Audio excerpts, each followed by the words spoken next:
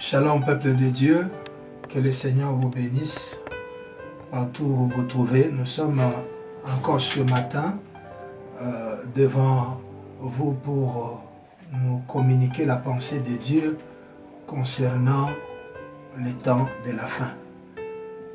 Je serai bilingue et pour nous permettre de saisir le message que le Seigneur veut nous adresser. Et nous voulons toucher aussi nos bien-aimés qui sont ici, même ceux qui sont à l'extérieur. Voilà pourquoi nous allons un peu pivoter des deux côtés. Des fois le français et le lingala.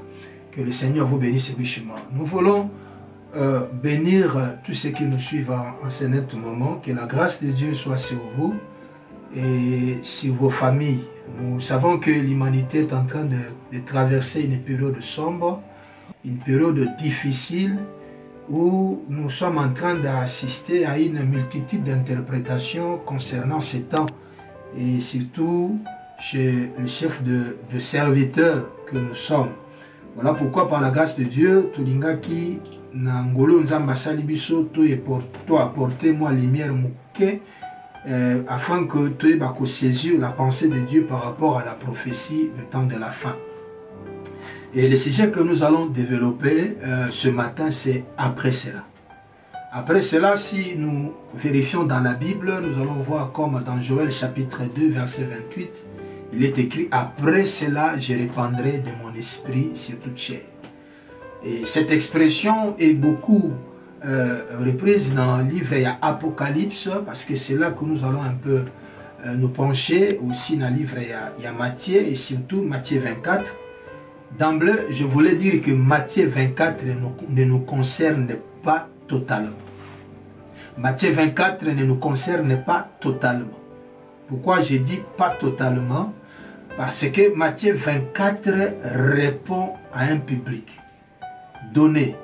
Et cela ne concerne pas vraiment le temps où l'Église est sur la terre. Remarquez que dans Matthieu 24, nous allons lire le tout premier verset, Matthieu 24, le premier verset, la Bible dit ceci: comme Jésus s'en allait au sortir du temple, ses disciples s'approchaient pour lui en faire remarquer les constructions. Mais il leur dit: voyez-vous tout cela? Je vous le dis en vérité, il ne restera pas ici pierre sur pierre qui ne soit renversée. La Bible dit, verset 3, il s'assit sur la montagne des Oliviers et les disciples vinrent en particulier lui faire cette question. Dites-nous, quand cela arrivera-t-il et quel sera le signe de ton avènement et de la fin du monde? Retenez que ici, ce sont les disciples qui étaient non des païens mais des juifs. Parce qu'il y a aujourd'hui Matthieu 24, ils ont mis les lots locaux là, point d'appui pour Nabatou, ba l'obélalikambo, il y a pandémie. Mais laisse-moi te dire, bien-aimé dans le Seigneur, à ce qui concerne le signe de temps de la fin, où l'Église est encore sur la terre, les pandémies ne sont pas des signes de temps de la fin, à ce qui concerne l'Église. Nous allons évoluer et nous allons comprendre, nous allons étudier Matthieu 24. Et le Seigneur va nous aider. Les disciples, le Seigneur, par rapport, il y a réponse naïe, parce que les disciples, ici, construction et un temple. Et le temple pour les Juifs, ça parlait de la force, de la puissance de Dieu au milieu de la stabilité. Mais le Seigneur dit qu'il ne restera ici pierre sur pierre qui ne soit renversée. Et c'était une parole de foi proverbiale, mais aussi prophétique. Et les disciples ont voulu découvrir ce que le Seigneur avait à dire derrière cette parole. Il ne restera ici pierre sur pierre qui ne soit renversée. Voilà pourquoi ils sont venus avec 3 questions. La première question, il dit au Seigneur, dites-nous quand cela arrivera-t-il. les disciples cherchaient à connaître le temps que ces choses vont arriver.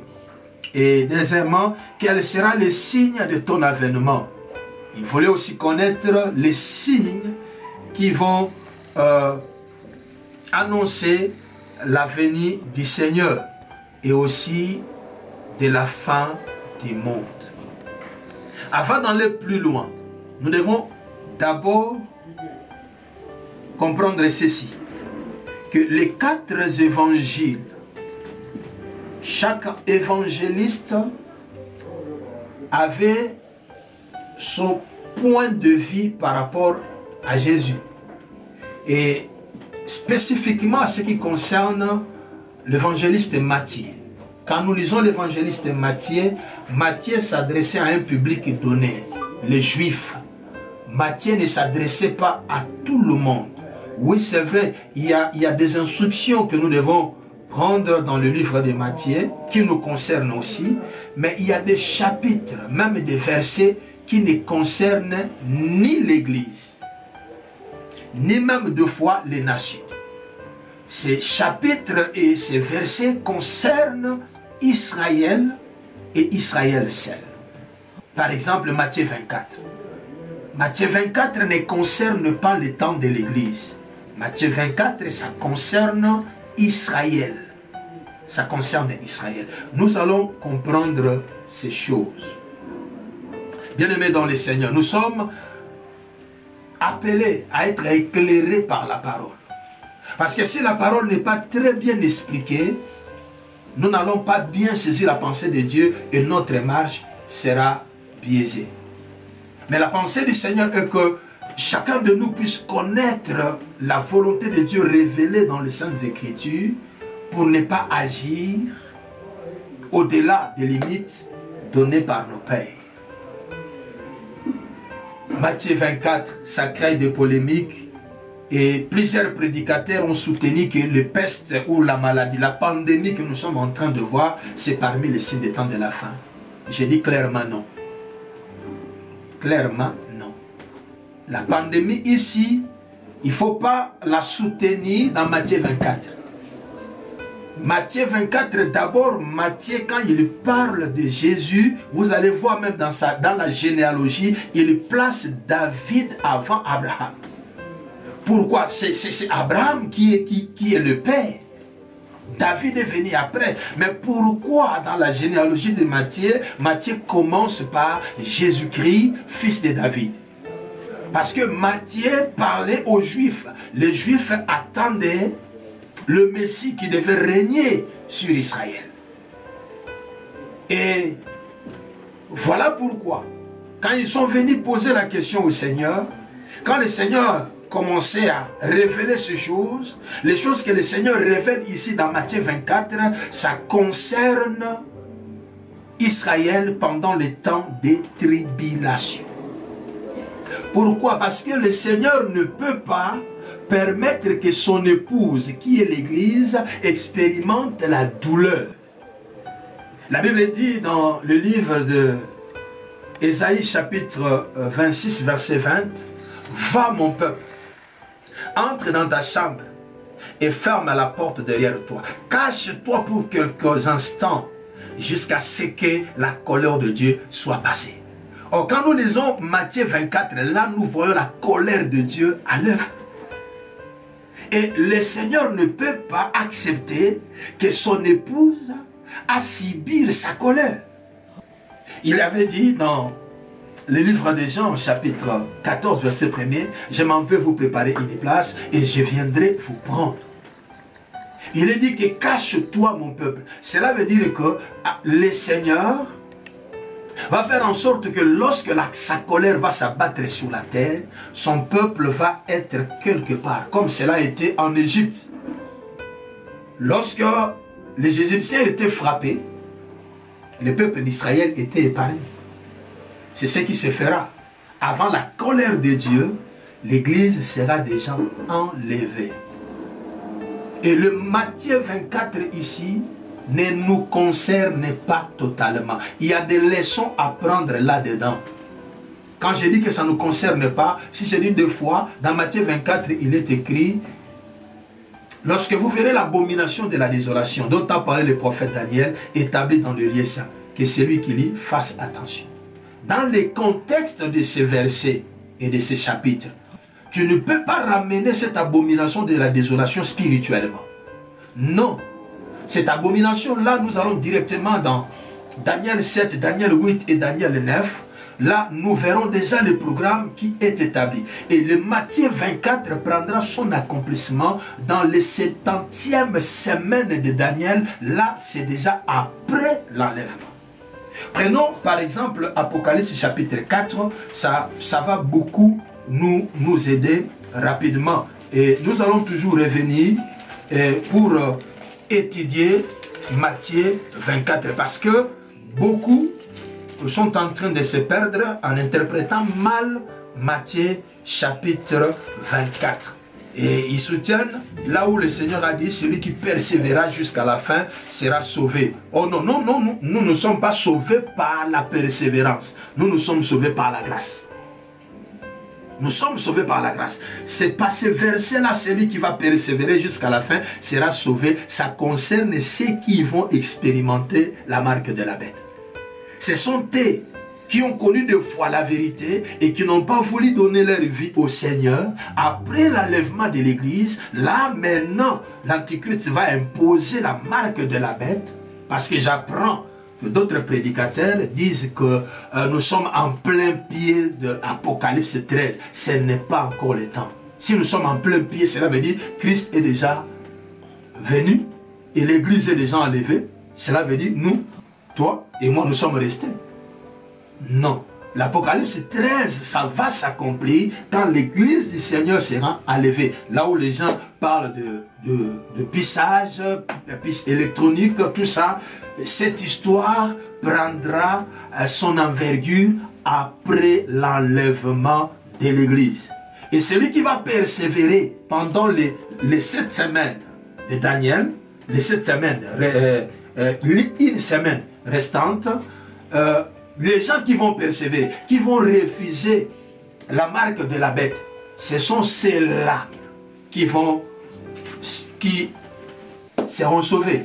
Alors, je disais, Apocalypse chapitre 4, le verset 1er, que dit la Bible. Après cela, parce que c'est ça notre sujet, je regardais et voici, une porte était ouverte dans le ciel. La première voix que j'avais entendue comme le son d'une trompette et qui me parlait, dit, monte ici et je te ferai voir ce qui doit arriver dans la suite.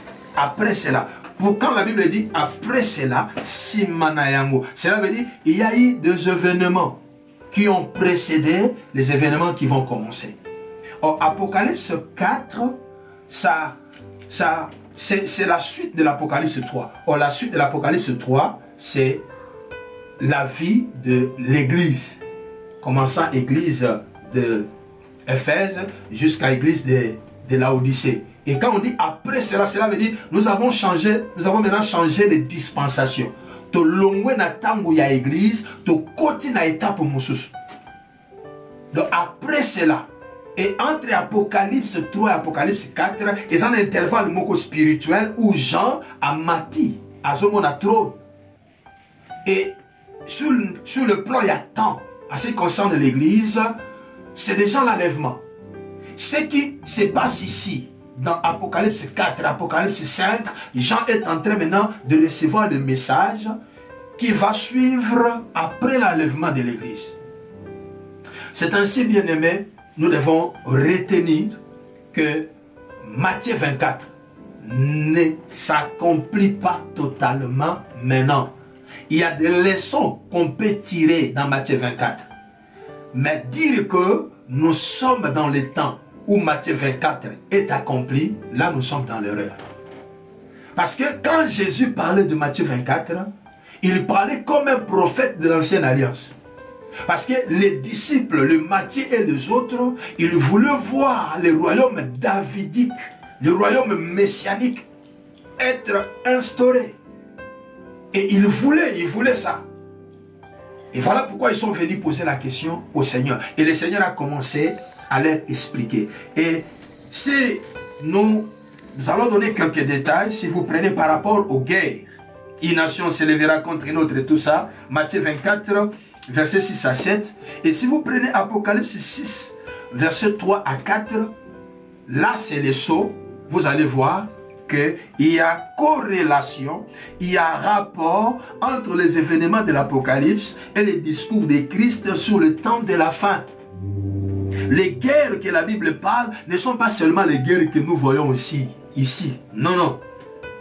Ces guerres ici, ça concerne la grande tribulation et la tribulation.